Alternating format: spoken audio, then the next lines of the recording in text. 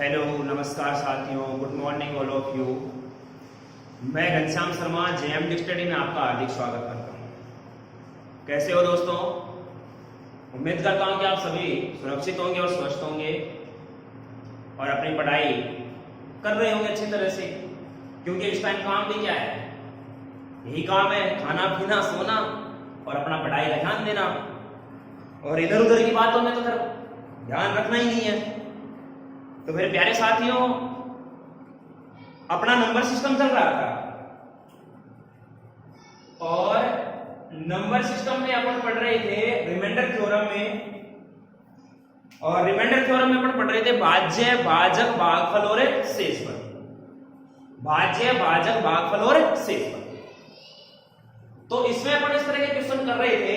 जैसे मैं क्वेश्चन लिखवा देता हूं आपको, ताकि मैं आपको पिछली क्लास से जोड़कर चलूं। लास्ट क्लास में अपन ने इस प्रकार का क्वेश्चन पढ़ा था कि यदि किसी संख्या को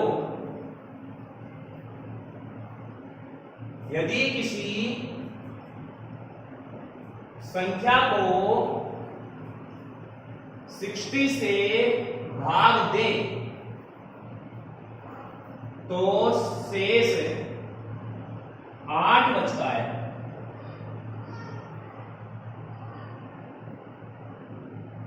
यदि इस संख्या के वर्ग में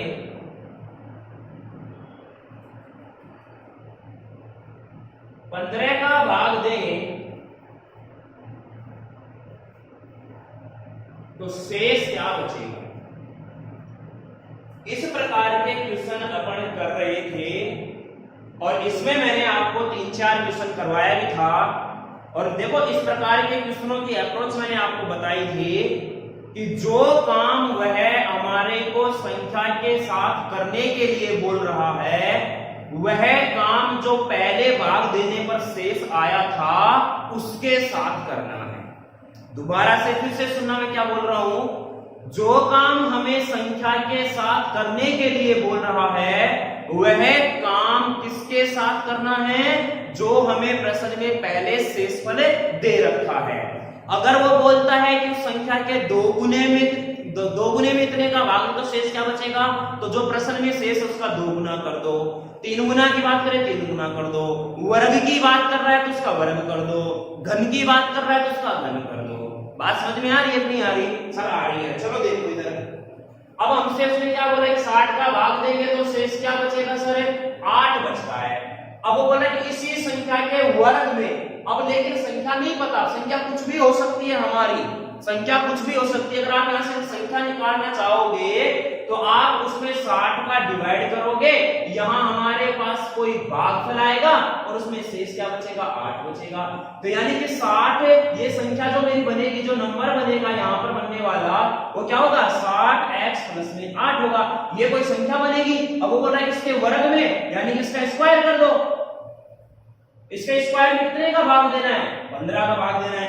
अगर इसके स्क्वायर में आप 15 का भाग देते हो, इसके स्क्वायर में आप 15 का भाग देते हो, तो हमें शेष कितना बचेगा, ये हमसे क्वेश्चन में पूछा है। अब यहाँ ये संख्या कुछ भी हो सकती है।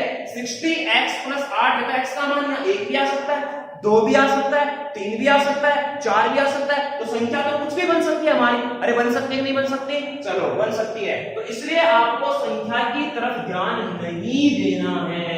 आपको तो क्या करना है, जो काम हमारे वो संख्या के साथ करने के लिए कह रहा है, वही काम आप जो सवाल में हमें शेष दिया है ना, उसके साथ कर दो। अरे प्रश्न में हमें शेष कितना दिया है? 8 दिया है। तो आप उस 8 का ही क्या कर दो? वर्ग कर दो। 8 का वर्ग कितना हो गया सर? 64। अब 64 में कितने का डिवाइड कर दो? 15 का। 15 चौके 60, रिमाइंडर क्या आ गया? 4। यही हमारा क्या होगा? बात समझ में आई कि नहीं आई? अरे क्लियर है? कोई डाउट किसी को नहीं है? चलिएगा नेक्स्ट क्वेश्चन में बोल रहा हूं कि यदि किसी संख्या को, ध्यान क्या रखना है, देखो मैं बार बार बोल रहा हूं, इस बात को आप नोट बना करके लिख सकते हो अपनी कॉपी में कि इस प्रकार के अगर कभी प्रश्न बनते हैं हमारे पास, इस प्रकार के जैसे मैं करवा रहा हूं, ये ध्यान रखना है कि ऐसे प्रश्नों की आप प्रैक्टिस करोगे तो चीज अपने आप याद हो जाएगी। क्या याद रखना है कि जो काम हमें संख्या के साथ करने के लिए बोल रहा है, वह काम आप संख्या के साथ ना करके जो प्रश्न में उसने शेष दिया है ना, उसके साथ कर दो। चाहे वो 2 गुने की बात करे, 3 गुने की बात करे, 5 गुने की बात करे, वर्ग की बात करे, घन की बात करे, कुछ भी कहे, समझ में आ रही है? वह काम आप किसके साथ कर दो जो शेष हमें प्रश्न में दे रखा है। उसके बाद जो बन रही है संख्या उसमें आप उसका भाग दे दो, वही हमारा आंसर बनेगा। यहाँ वर्ग बोल रहा है कि संख्या के वर्ग में 15 का भाग, तो यहाँ शेष कितना आ रहा था 8, 8 का वर्ग कर दिया 64, 64 में कितने का भाग दे दो 15 का, जो शेष आएगा वही हमारा क्या होगा आंसर होगा। चलेगा। एक क्वेश्चन और बनाना कि यदि किसी संख्या में मैं 36 से भाग देता हूं, किसी संख्या में अगर मैं 36 से भाग देता हूं तो जो रिमाइंडर बचता है वो मेरे पास 23 आता है। यदि इस संख्या के घन में 12 का भाग दे, यदि किसी संख्या के घन में 12 का भाग दे तो शेष क्या होगा, ये क्वेश्चन मुझे पूछा है। यदि किसी संख्या को अगर आप 36 से भाग देते हैं तो रिमाइंडर आपके पास आता है 23 और हमसे पूछ रहा है कि इसको अगर संख्या के घन में 12 का डिवाइड करें तो शेष क्या होगा। बनाओ उसको, बनाओ फटाफट, क्या आता है बनाइएगा। बहुत आसान सा क्वेश्चन है, वेरी सिंपल क्वेश्चन है।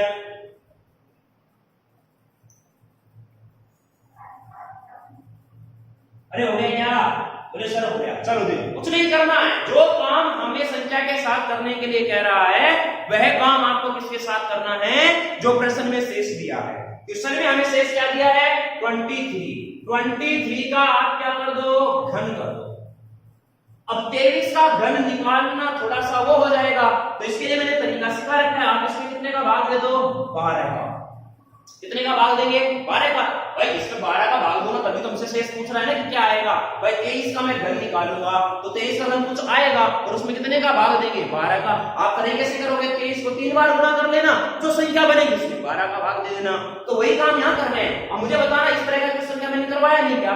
अब मुझे बताओ आप 12 को 23 से डिवाइड 23 को 12 से डिवाइड कर दो, सॉरी 23 को कितने से 12 से, तो यहां से अगर आप रिमाइंडर निकालोगे तो क्या माइनस में बचेगा क्या। अरे 12 गुना 24। अरे पॉजिटिव रिमाइंडर नेगेटिव रिमाइंडर की कहानी याद करो। देखो मैंने पहले ये चीज इसलिए बताई थी कि ये क्वेश्चन देखो उस तरीके, अब आपको तो इसका कॉन्सेप्ट पता है और ये पता है कि जो काम हमें संख्या के साथ करने के लिए कह रहा है वह शेष के साथ करना है। इतना अगर आपको पता है, उसके बाद में देखो पहले जो मैंने आपको रिमाइंडर बताया था, नेगेटिव और पॉजिटिव रिमाइंडर बताया था, वो कॉन्सेप्ट लग रहा है कि नहीं लग रहा, तो उससे और आसान हो गया। क्या आसान हो गया, क्योंकि हमें इसका घन नहीं करना पड़ेगा। बात समझ में आ गई, चलिएगा। तो 12 का दूंगा तो मुझे बताना नेगेटिव -1 है, तो यहां से अगर मैं रिमाइंडर निकालूंगा तो मुझे -1 मिलेगा, लेकिन मुझे रिमाइंडर -1 नहीं चाहिए, पॉजिटिव चाहिए, तो इसको इसमें से माइनस कर दो। तो 12 में से 1 गया तो 11, तो ये हमारा क्या होगा। बात समझ में आई है? अरे क्लियर है, कोई डाउट किसी को नहीं है। चलिएगा एक क्वेश्चन और बनाते हैं। मैं बोल रहा हूं कि किसी संख्या में 4 का भाग देने पर शेष 3 आता है। किसी संख्या को अगर मैं 4 से भाग देता हूं तो शेष आता है 3। कितना शेष बचता है 3 शेष बचता है। तो 2n² में 4 का भाग दें। अब देखो क्वेश्चन बोल दे, यदि किसी संख्या को 4 से भाग दें तो शेष 3 बचता है। यदि 2n² को, तो 2n² को 4 से भाग दें, ये क्वेश्चन पूछा जा चुका है 2 बार। 4 से भाग दें तो शेष क्या होगा। अब समझना ही है क्वेश्चन की लैंग्वेज क्या है। क्वेश्चन में हमें क्या बोला है मेरे प्यारे साथियों, संख्या मेरे पास 4 में भाग देना है, तो संख्या में तो रिमाइंडर कितना आ रहा है हमारे पास 3 आ रहा है। अब हमसे क्या बोल रहा है कि 2n² का मतलब समझ रहे हो ना। किसी संख्या को, कोई संख्या मान लिया हमने n है, कोई भी संख्या n है, सॉरी कोई संख्या n है, उस n को अगर मैं 4 से भाग देता हूं तो शेष कितना आ रहा है 3 आ रहा है। तो 2n² को 4 से भाग देंगे तो शेष क्या बचेगा, ये हमसे पूछ रहा है। अब मुझे बताना है 2n² का मतलब समझ रहे हो क्या। अरे क्या हो गया, देखो ये कोई संख्या n है, कोई संख्या क्या है n है, तो n² और गुणा 2, इसका मतलब देखो वहां पर उसने लैंग्वेज को सॉर्ट करके बना दिया क्वेश्चन में। समझ में आ रही है, एग्जामिनर बहुत चालाक होता है मेरे प्यारे साथियों, ध्यान रखना। इस बात को वो सीधा ना लिख करके घुमा के लिख दिया, वो लिखना तो ये चाहता था, क्वेश्चन क्या बनना चाहिए था एक्चुअल में ये, कि यदि किसी संख्या n को 4 से भाग दें तो शेष 3 बचता है, तो उस संख्या के वर्ग के 2 गुने में, मेन लैंग्वेज की क्या है, उस संख्या के वर्ग के 2 गुने में 4 का भाग दे तो शेष क्या बचेगा। ये है इसकी एक्चुअल में जो लैंग्वेज है क्वेश्चन की।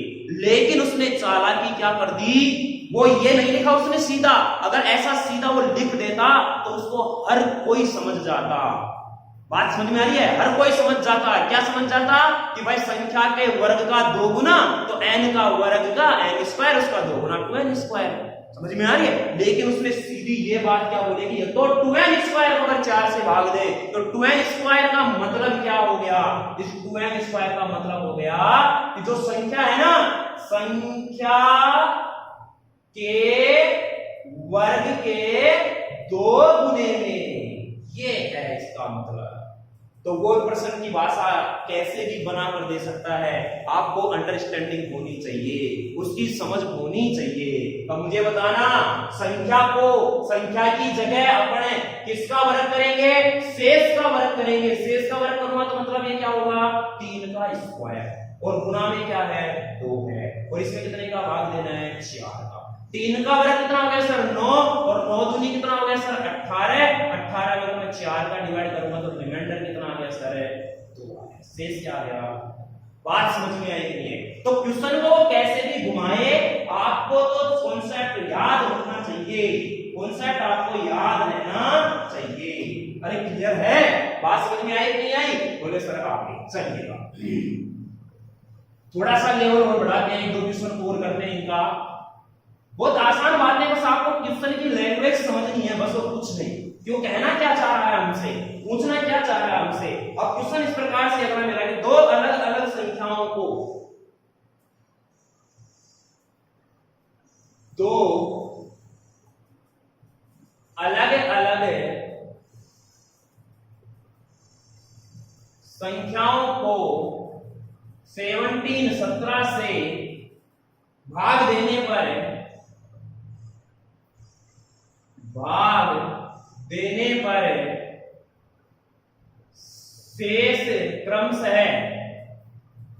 शेष क्रमशः 13 और 11 प्राप्त होता है। शेष क्रमशः 13 और 11 प्राप्त होता है। 13 और 11 प्राप्त होता है यदि संख्याओं के योग को, यदि संख्याओं के योग को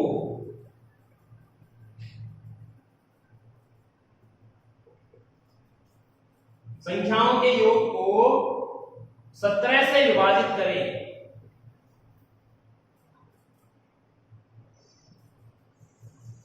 17 से विभाजित करें तो शेष क्या होगा, ये हमें पता है।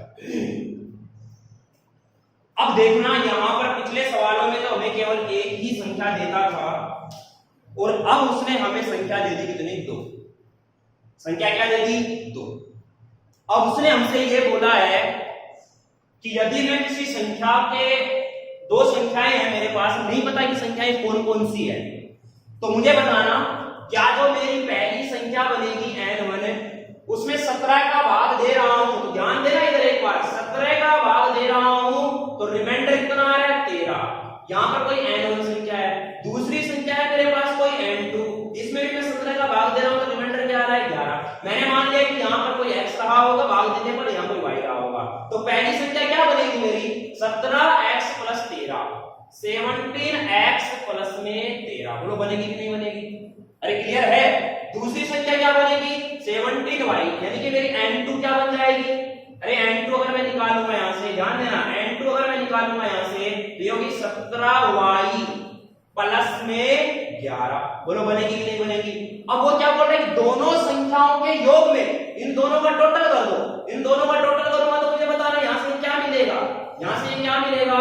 अरे समझना इस चीज को, यहां पर क्या बोल रहा हूं मैं, यहां पे क्या मिलेगा सर, n1 प्लस n2 को अगर मैं 17 से भाग देता हूं तो शेष क्या होगा, तो पहले तो ये बताओ कि n1 प्लस n2 करना यहाँ से, तो 17x प्लस में 17y और प्लस में क्या 24 होगा क्या, इसको मुझे 17 से भाग देना है और क्या बताना है, रिमाइंडर बताना है।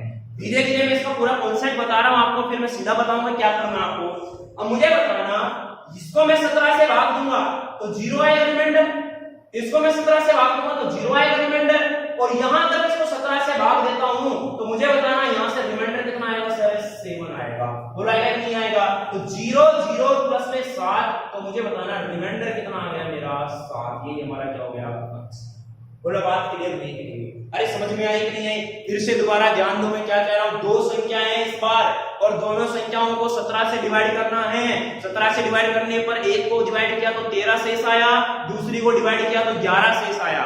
पहली संख्या मेरी कैसे बनेगी, पहली संख्या कोई n1 है, इसको 17 से भाग दिया, 13 शेष बचा, तो यहां मान लिया कि x बार गया होगा। अब x तो कुछ भी हो सकता है, 1 2 3 4 5 6 कुछ भी हो सकता है। क्लियर है? तो पहली संख्या क्या बनेगी मेरी, इसको इससे गुणा करते हैं। अरे भाजक को भागफल से गुणा करते हैं, शेषफल जोड़ते हैं, तो भाजक गुणा भागफल प्लस में शेषफल, पहली संख्या आ गई। दूसरी को 17 से भाग दिया, शेष 11, मैंने मान लिया किसी y बार गया होगा। अब y का मान यहाँ कुछ भी हो सकता है, 1 2 3 4 5 6 7 8 कुछ भी हो सकता है। दूसरी क्या बनेगी 17y प्लस में 11।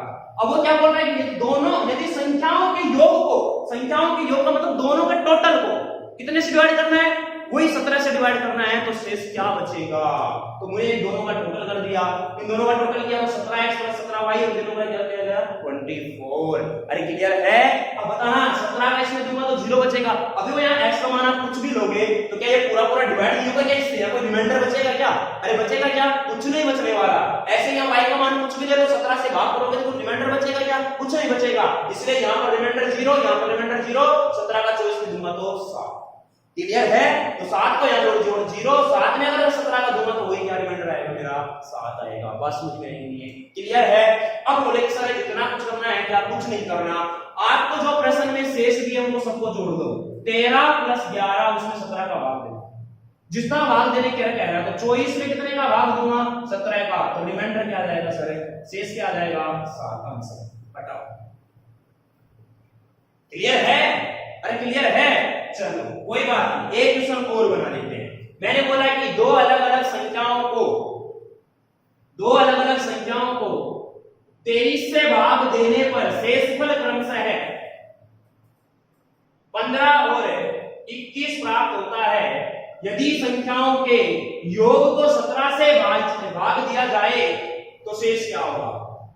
17 से, चलो इसको 17 से नहीं, इसको 19 से भाग देते हैं, 26 से भाग दे दो, चलो 26 से भाग दे तो शेष क्या होगा, बनाओ।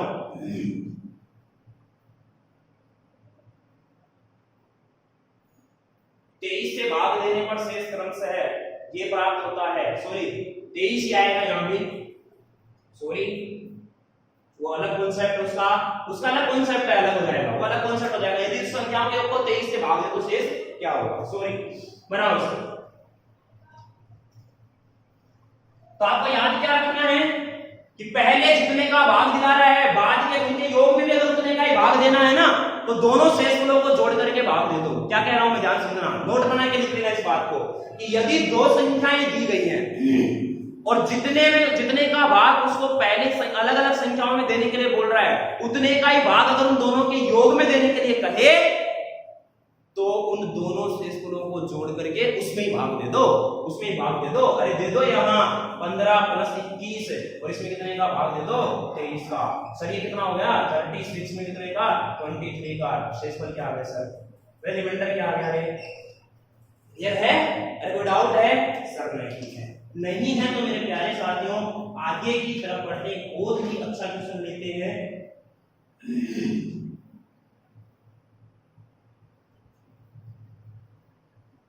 चलो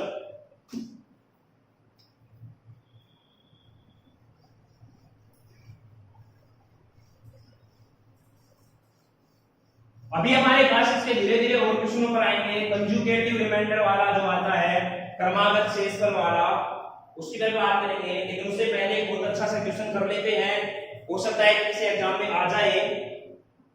यदि किसी संख्या को एक निश्चित भाजक से, यदि किसी संख्या को एक निश्चित भाजक से भाग देने पर शेषफल, भाग देने पर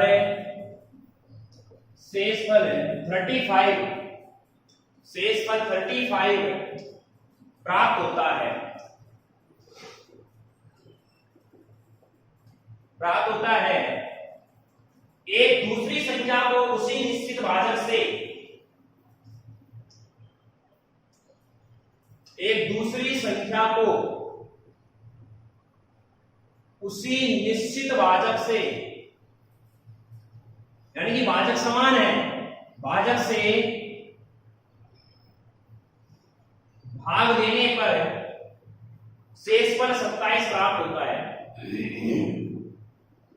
शेषफल 27 प्राप्त होता है। यदि दोनों संख्याओं के योग को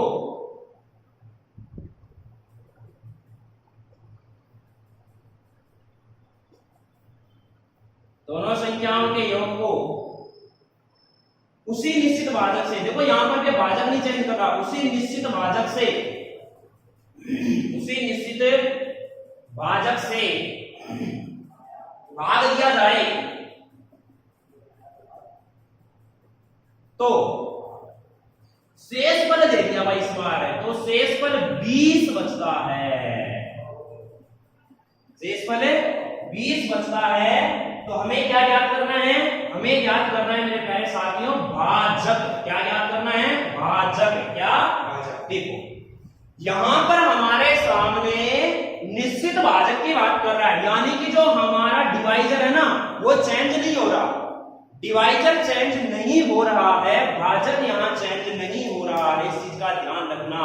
यानी कि जो भाजक पहली संख्या में था वही दूसरी में भी है और वही भाजक उन दोनों के योग में भी है। तो अभी अपन क्या करके आए थे कि अगर मान लीजिएगा कि यहां पर भाजक समान रहता है, भाजक समान रहता है तो दोनों शेषफलों को जोड़ते हैं अपन और फिर उसमें भाग देते हैं, देते हैं कि नहीं देते, काम मुझे बताना। यहां पर दोनों शेषफलों को जोड़ूंगा मैं तो 35 और प्लस में क्या होगा 27, क्या हो गया मेरा ये 62, बोलो हुआ कि नहीं हुआ। अब इस 62 में कितने का भाग दिया जाए कि शेष 20 बचे, क्योंकि प्रश्न में उसने खुद ने दे दिया है कि इन दोनों के योग में अगर मैं उसी निश्चित भाजक का भाग देता हूं तो शेष 20 आता है। बात समझ में आ रही है, दोबारा से सुनो क्या कह रहा हूं मैं। जब भाजक नहीं बदलता है तो दोनों शेषफलों को जोड़कर उसमें भाग दे देते हैं, ये पिछले 2 सवालों में अपन ने किया था। अब यहां पर भी भाजक निश्चित है, भाजक चेंज नहीं हो रहा, भाजक चेंज नहीं हो रहा तो दोनों का योग करना है और दोनों का योग कितना आ गया 62। तो दोनों के योग में पहले तो हमें देता था कि वो निश्चित भाजक प्रश्न में दे दिया होता था, लेकिन इस बार उसने निश्चित भाजक पूछ लिया है तो अपन क्या करते हैं, दोनों शेषफलों के योग में उसका भाग देते थे, तो दोनों शेषफलों का योग कितना है 62 में भाग दिया तो वो बोल रहा है कि शेष 20 बचता है। तो मैं 62 में कितने का भाग दूं कि शेष क्या बचे 20 बचे, क्या बचे 20 बचे। अब यहां पर मुझे बताना क्या क्या हो सकता है, क्या क्या हो सकता है, क्या क्या हो सकता है। देखो एक की तो बात कर ही नहीं सकते अपन, कर सकते हैं क्या, नहीं, एक भी नहीं हो सकता, 2 भी नहीं हो सकता। अच्छा एक बात बताओ, यहां पर आप ले सकते हो क्या 7 ले सकते हो क्या, चलो बताओ भाई। 2 से नहीं बचेगा, पूरा जा रहा है, 3 का इसमें जाएगा नहीं, 4 का इसमें जाएगा नहीं, 5 का इसमें जाएगा नहीं, 5 का देंगे तो यहां 2 बचेगा, 6 का दूंगा तो भी 2 बचेगा, 7 का देते हैं इसको, 7 8 56, क्या शेष बचा क्या, बचा नहीं बचा। तो मुझे बताना यहां पर आप एक काम करो सीधा, अगर इस प्रकार से निकालना है ना तो क्या करना है, ये जो टोटल आ गया ये यहां पर जो संख्या है ना उसमें इसको बटा दो। अरे भाई जैसे भाज्य था हमारा, भाज्य बराबर क्या था, भाजक गुणा में भागफल प्लस में शेषफल। 1 मिनट के लिए आप भागफल को क्या मान लो 1 मान लो, तो ये भाजक कितना है, भाजक मुझे निकालना है तो x प्लस में क्या हो गया 20 और भाजक कितना दिया है 60, तो x बराबर कितना आ गया मेरे पास यहां पर 20 इधर जाएगा, सॉरी 62 है ना, तो 62 20 इधर जाएगा क्या आएगा, ये 42 आएगा, बोला आएगा कि नहीं आएगा, आएगा नहीं आएगा? तो आप एक मिनट ये मान लो कि 42 इसका भाग देना है। अब देखना इधर कैसे निकाला, आप सीधा ऐसे कर सकते हो कि 62 में से 20 घटा दो, 42 आ गया। लेकिन क्या 42 ही इसका कंफर्म आंसर होगा सर? अब चेक कैसे करना है, इस 42 के टुकड़े कर लो, 1 42, 2 21, 3 14, 6 नहीं होगा, 6 होगा, 6 7, फिर और क्या होगा हमारा, 3 4 नहीं होगा, 5 नहीं होगा, 6 सत्ते 42। और कुछ हो सकता है क्या? नहीं, यही हो सकते हैं। देखो 1 2 3 और 6 तो हो नहीं सकता, बाद अगर 7 भी होगा तो 7 भी नहीं होगा, 14 भी करता हूं मैं, देखो 14 जो 56 होगा तो ये भी नहीं होगा। अब देखना या तो होगा मेरा 21 या फिर क्या होगा 42 होगा। अब 21 का दूंगा तो 21 या 63 और 21 दूना 42 20 आ रहा है। लेकिन आप मुझे बताना ये 21 हो सकता है क्या? क्यों? क्योंकि एक बार तो 35 शेष बच रहा है और एक बार 27। भाई यहां पर आप इसमें भी तो भाग दोगे ना, तो क्या ये जो भाजक मेरा है वो भाजक क्या शेषफल से कम हो सकता है क्या? अरे हो सकता है क्या? भाजक तो हमेशा शेषफल से ज्यादा होता है कि नहीं होता? अगर मैं भाजक 21 का लूंगा तो ये तो 35 और 27 है शेषफल, तो ये शेषफल ज्यादा बन गया, इसलिए ये भी मेरा क्या आंसर नहीं है। आंसर क्या होगा 42। इस प्रकार से आप इसको चेक कर सकते हो। तो ये था इसका अच्छा वाला प्रश्न। क्लियर है? जो आगे एग्जाम में कभी पूछा भी जा सकता है, ऐसी कोई बात नहीं है। बनाओ इसको फटाफट एक बार।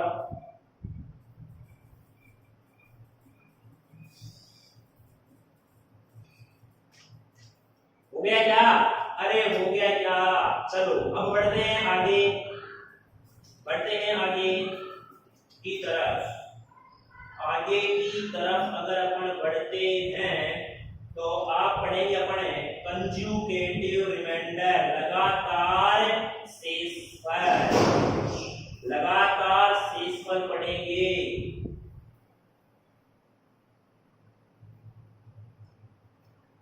चलिएगा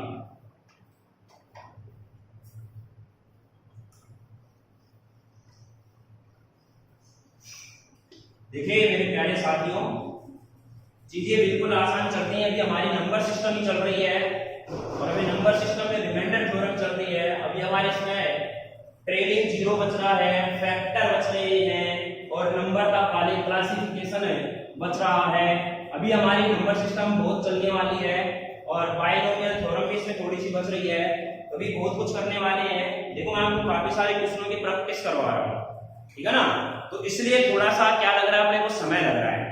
मैं ऐसी कोई चीज छोड़ना नहीं चाहता जिससे कि आपको को बाद में कोई प्रॉब्लम हो, इसलिए मैं सारी चीजें, बेशक अपने को समय लग रहा है, नंबर सिस्टम हमारा लंबा चल रहा है, कोई दिक्कत नहीं है, लेकिन चीजें अपनी छूटनी नहीं चाहिए। और मैं आपको प्रैक्टिस भी खूब करवा रहा हूँ, तीन एक ही तरह के 2-2 3-3 4-4 क्वेश्चन करवा रहा हूँ, इसलिए थोड़ा सा समय लग रहा है। तो आप पेशेंस बना के चलिए, ऐसे नहीं सोचे कि ये नंबर सिस्टम ही चलती रहेगी क्या। अभी तो और भी चलेगी, कभी फैक्टर करने हैं अपने को, ट्रेलिंग जीरो जो दाएं और अंत में जीरो आते हैं वो भी करने हैं अपने को, समझ में आ रही है? और नंबर का क्लासिफिकेशन पढ़ना है, नेचुरल नंबर पढ़ने हैं, होल नंबर पढ़ने हैं, प्राइम नंबर पढ़ने हैं, को प्राइम नंबर पढ़ने हैं, बहुत सारी चीजें भी पढ़नी है अपने को। चलिएगा अब पढ़ते हैं अपने कंजुगेटिव रिमाइंडर। कंजुगेटिव रिमाइंडर क्या होता है? लगातार प्रमेय। लगातार प्रमेय से मतलब लगातार शेषफल से मतलब समझ रहे हो? मान लो कि मैं किसी संख्या में कितने का भाग, जैसे मान लो मेरे पास कोई नंबर है, मैंने यदि आपके सामने कि मेरे पास मान लीजिए कोई नंबर है 45, इस 45 को अगर मैं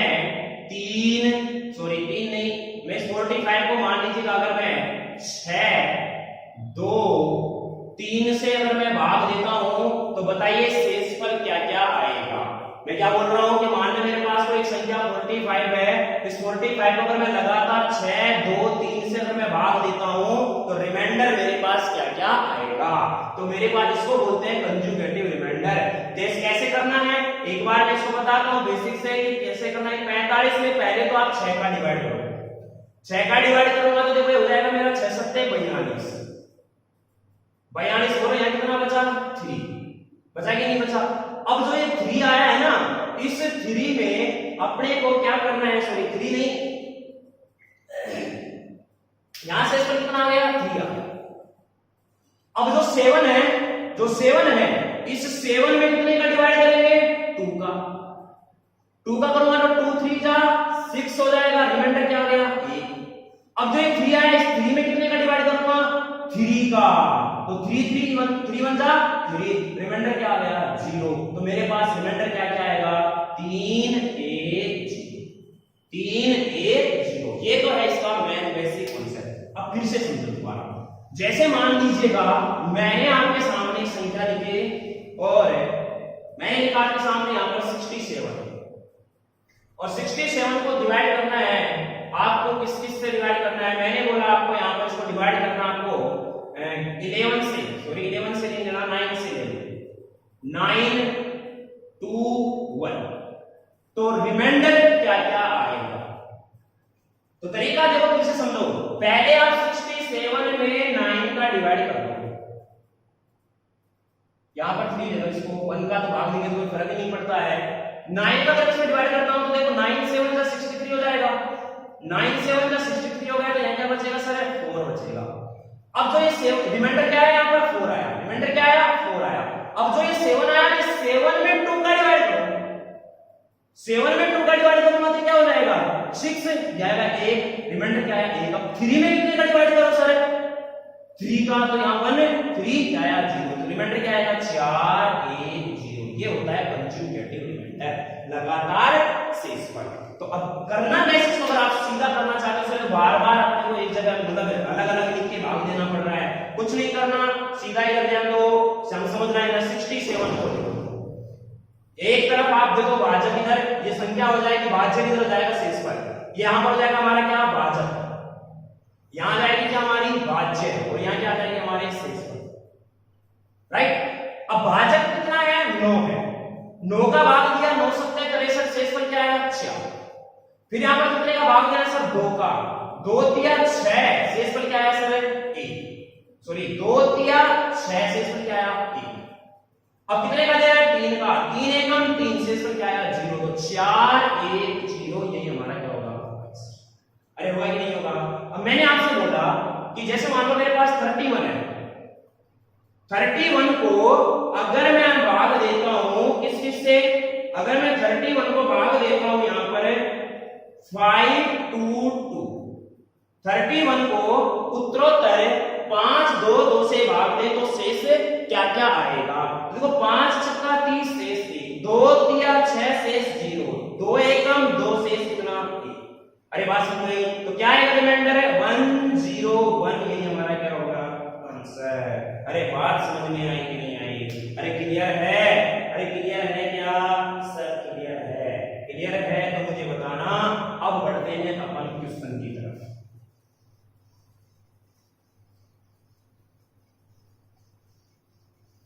आसान आसान चीजें हैं, बस केवल आपको ध्यान से कंसंट्रेट होकर चीजों को समझना है और कुछ भी नहीं है। बहुत आसान आसान लेवल के क्वेश्चन मैं आपको करवाऊंगा और क्वेश्चन वही करवाएंगे जो आपका एग्जाम में पूछे जा चुके हैं। चलिएगा, क्वेश्चन इस प्रकार से है कि वह छोटी से छोटी संख्या याद करो, वह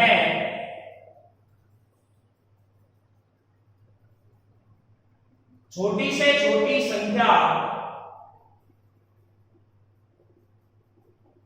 ज्ञात करो जिसे लगातार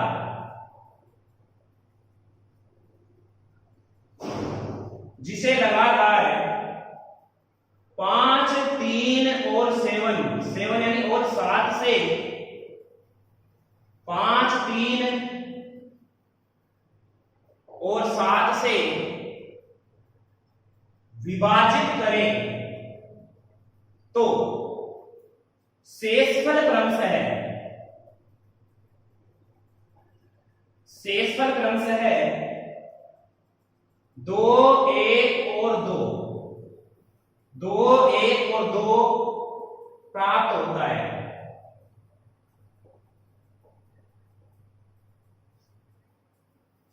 ये हमें क्वेश्चन दिया, वही तरीका ध्यान से समझना, एक क्वेश्चन को मैं अच्छी तरह से समझा रहा हूं, वही तरीका करना है। यहां पर जो संख्या आएगी ये हमसे पूछी है उसने, यहां पर हमारे आएंगे क्या सर है भाजक, और यहां सर हमारे क्या आएंगे शेष। अब वो बोल रहा है कि लगातार 5, 3 और 7 है, यानी कि पहले 5 का फिर 3 का फिर 7 का मैं भाग देता हूं, तो शेष अगर मैं 5 का भाग देता हूं इसमें तो शेष कितना आता है 2, 3 का भाग देता हूं तो शेष क्या आता है 1, और 7 का भाग देता हूं तो शेष क्या आता है 2। ये हमारे पास है और हमसे पूछ रहा है कि बताओ वह संख्या कौन सी है, वह संख्या कौन सी है। अब देखना, आप मुझे बताना, अभी अभी अपन करके आए थे, क्या करके आए थे कि जैसे मान लो मैंने भी बताया था आपको कि 45 में अगर मुझे लगातार भाग देना है, जैसे मैंने यहां पर दिया था कितने का 4 का दिया, 4 का नहीं दिया था अभी, चलो कितने का भी दे दिया था वो, तो जैसे 6 का दिया, फिर मैंने दिया यहां पर 2, 3 का, फिर मैंने दिया यहां पर 2 का, तो रिमाइंडर क्या क्या निकाला था ये मैंने किया था ना, तो देखो 6 सत्ते 42, रिमाइंडर क्या आया 3, 3 दूनी 6, रिमाइंडर क्या आया 1, 2 एकम 2, रिमाइंडर क्या आया। तो यहां पर हमेशा और हमेशा क्या आ रहा है, अरे क्या आ रहा है यहां पर हमेशा 1 आ रहा है, बोला आ रहा है कि नहीं आ रहा, बिल्कुल आ रहा है। तो यहां पर आप हमेशा हमें क्या मिलेगा 1 मिलेगा। इतनी बात समझ में आ रही है, अगर इतनी बात आपको समझ में आ रही है तो फिर ध्यान से देखना मेरे प्यारे साथियों, क्या करना है, कुछ नहीं करना, ये 1 है, ये 1 कब आएगा, तो यहां पर ऐसी कोई संख्या होगी जिसमें मैं 7 का भाग दूंगा तो शेष 2 बचेगा।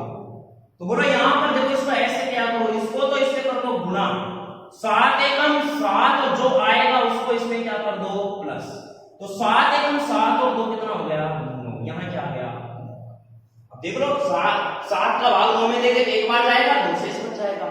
फिर यहां से वही काम कर दो, 3 से गुणा करो इसको, 9 दिया 27, इसमें क्या कर दो प्लस 27 में क्या आ गया यहां पर, बोलो आ गया नहीं आ गया, अरे आ गया ना, क्लियर है, अरे क्लियर है, क्लियर है ना।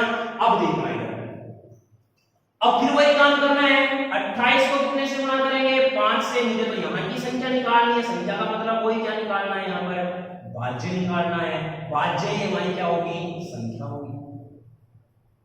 28 पंजे 140 और इसमें इसको क्या कर दो प्लस 2, कितना हो जाएगा 142, और यही हमारा क्या होगा। बात समझ में आई कि नहीं आई, अरे क्लियर है कि नहीं है, अरे है कि नहीं है, चलो कोई बात नहीं, एक क्वेश्चन फिर से करते हैं, अभी बात समझ में नहीं आई।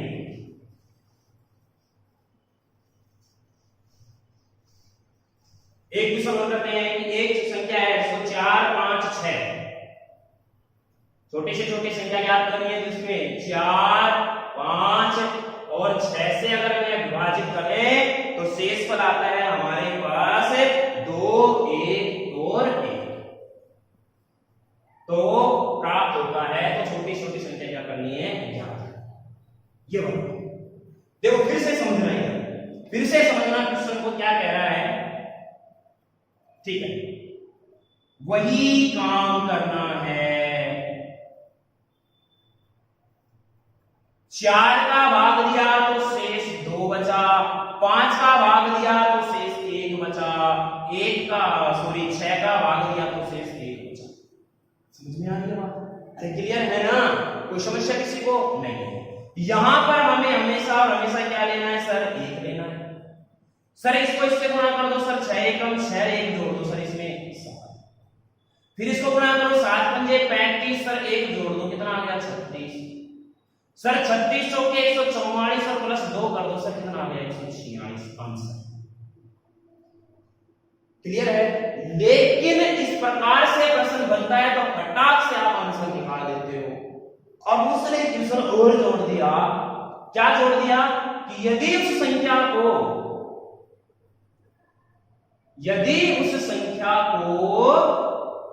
विपरीत क्रम से भाग दिया जाए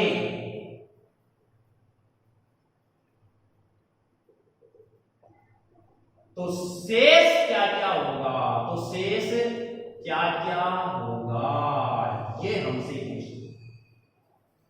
तो मेरे प्यारे साथियों, मेरे सुंदर सुंदर दोस्तों, अगर ये प्रश्न उसमें जोड़ देता है ना तो इतना काम तो आपको करना ही पड़ेगा। क्यों? क्योंकि पहले मुझे वह संख्या निकालनी पड़ेगी। अगर वह संख्या मिलेगी तभी तो हम उसके विपरीत क्रम से भाग देंगे। और विपरीत क्रम से मतलब समझ रहे हो ना, वह पहले तो 4 5 6 भाग दिला रहा है। अब विपरीत क्रम का मतलब होगा कि मुझे 6 5 4 से भाग देना है। अब देना है किसको? 146, क्योंकि ये संख्या पर निकाल चुके हैं। अब 146 में मुझे किसका भाग देना है? 4 5 6 का तो दिला रखा हो, मुझे देना किसका भाग? 6 5 4 का। अब मैं इसमें 6 का भाग दूंगा, 6 दूनी 12, 6 चौके 24, क्या बच गया? 2, 5 चौके 20, क्या बच गया? 4, 4 एकम 4, क्या बच गया? 0। शेष क्या आएगा?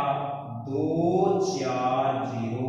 ये हमारा क्या होगा? आंसर, अगर वह उसके विपरीत क्रम की बात करें। क्लियर है? अब दूसरी बात, ये क्वेश्चन ये बदला, अगर मान लो किसी के क्वेश्चन ये बदल दे, यहां तक क्वेश्चन रहने दे और इसको ना लिखे, बोले कि यदि उस संख्या को मैं 15 से भाग दूं तो शेष क्या बचेगा? अब वो ये ना लिखकर यहां पर लिख सकता है कि यदि उस संख्या को 15 से भाग दूं तो शेष क्या होगा? तो संख्या क्या आई है? 146 आई है। इसको कितने से भाग देना है? 15 से। तो शेष क्या होगा? तो 15 नंबर में कितना होता है? 135। रिमाइंडर क्या होगा? 11। यही हमारा क्या होगा? तो कुछ भी पूछ सकता है हमसे वो। जैसे एक क्वेश्चन और करते हैं। क्वेश्चन इस प्रकार से है, अब समझना और करना इस क्वेश्चन को आप है। क्वेश्चन ये है कि यदि किसी वह छोटी से छोटी संख्या याद करो जिसे लगातार 2 3 5 2 3 और 5 से विभाजित करें तो शेष क्रमशः 1 2 3 आता है। 1 2 और 3 प्राप्त होता है। तो उस संख्या में 7 से भाग दें तो शेष क्या होगा? ये हमसे पूछा। इसको बनाओ प्रकार से। आसान है चीजें, बिल्कुल आसान है। अगर आप तरीके से करते हुए चलोगे तो। बनाओ मेरे प्यारे साथियों, चलो देखना सर, इधर ध्यान दो। वही काम करना है, अपने को कुछ नहीं करना। सर मैं 2 का भाग दूंगा तो मुझे यहां से रिमाइंडर मिलेगा 1। सर मैं 3 का भाग दूंगा तो रिमाइंडर मिलेगा 2। सर मैं 5 का भाग दूंगा तो रिमाइंडर क्या मिलेगा? 3। क्लियर? यहां पर क्या करना है सर? 1 लेना। तो 5 एकम 5 और 3 8, 8 किया 24 और 2 26, 26 गुना 52 और 1 53। संख्या क्या आ गई है? 53। अब बोल रहा है कि संख्या में 7 का भाग दे। 53 में कितने का? 2 7 का। 7 7 जा 49। रिमाइंडर क्या आ गया? आंसर। अरे बात समझ में आई नहीं आई? तो इस प्रकार से अपन ये है कंज्यूगेटिव रिमाइंडर, लगातार शेष पर। अरे क्लियर है? आज की क्लास यहीं तक रखते हैं। इसके थोड़े बहुत क्वेश्चन और रह रहे हैं, उनकी भी प्रैक्टिस करेंगे अपन। अच्छे से पढ़िएगा और कोई समस्या हो तो आप कमेंट कीजिएगा, कोई दिक्कत नहीं आएगी आपको। और घर पर रहो, सुरक्षित रहो, स्वस्थ रहो। क्लियर है दोस्तों? और उम्मीद करता हूं कि आप पढ़ाई को अच्छी तरह से कर पा रहे होंगे और अच्छी तरह से ही करो, क्योंकि आपको इस टाइम काम भी कुछ नहीं है। आराम से घर बैठ के पढ़ाई करनी है और अपना जो छोटा मोटा जो भी इधर उधर का काम है वो कर लेते हैं। लेकिन आलतू फालतू की बातों में ध्यान मत देना, कतई मत देना, नहीं तो लुटिया डूब जाएगी। क्लियर है? तो ठीक है मेरे साथियों, मिलते हैं नेक्स्ट एपिसोड में। तब तक के लिए देखते रहिए जेएमडी स्टडी। सब्सक्राइब कीजिए, वीडियो अच्छी लगे तो लाइक कीजिएगा, शेयर कीजिएगा। नमस्कार, जय हिंद, बाय बाय, टेक केयर।